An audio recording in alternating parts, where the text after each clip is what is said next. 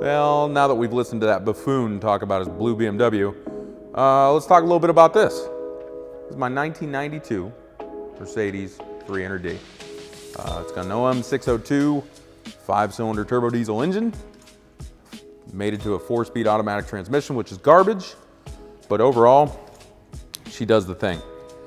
Now, we have affectionately named this thing Aunt Dolores because she's old and slow. On to kind of the story of the car. When we originally talked about doing the winter beater thing, we looked for cars that were down south, mostly because we didn't want to deal with rust. The nice thing about this car is there's absolutely no rust on it, therefore that means I might give a shit about it. Originally I planned to go down and buy a 7 Series BMW, which is kind of also in this thing. That's mine. I ended up buying that one. But I ended up with this Johnny, and it was kind of funny because like at the last moment I was looking through Craigslist and I saw this pop up, or it had been sitting there, and I thought, you know, I should really just message the guy. So I messaged him the day we're leaving and I said, hey, do you still have the car? So he answered back and he thought we were absolutely crazy for driving all that way for a $1,500 car. But when we got there, I was pretty pleasantly surprised on how solid it was. The gentleman that owned the car before me said the air conditioning doesn't work and the radio doesn't work. Funny story, literally both of those things worked as I started messing with them, which never happens.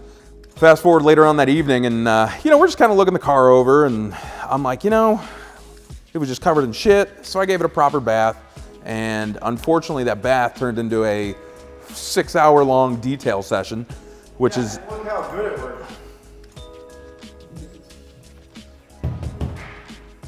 I do also want to talk about that.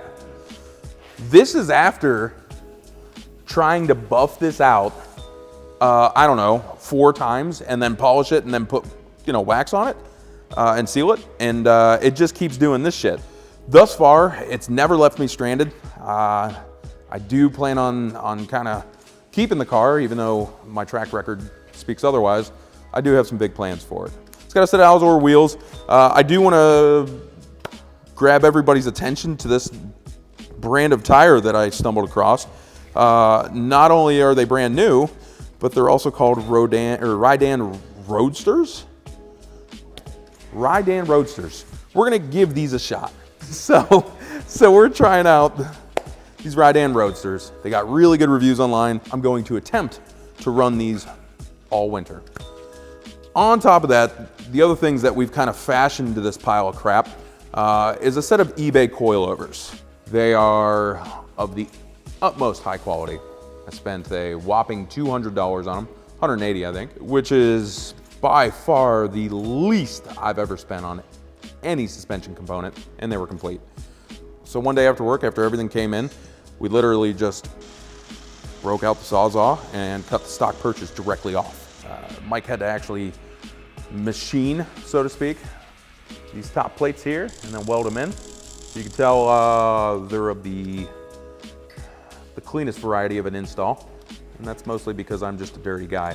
So the other thing you'll notice is the intake. The heat shield here, that's stock. Mercedes Benz did a wonderful job with that.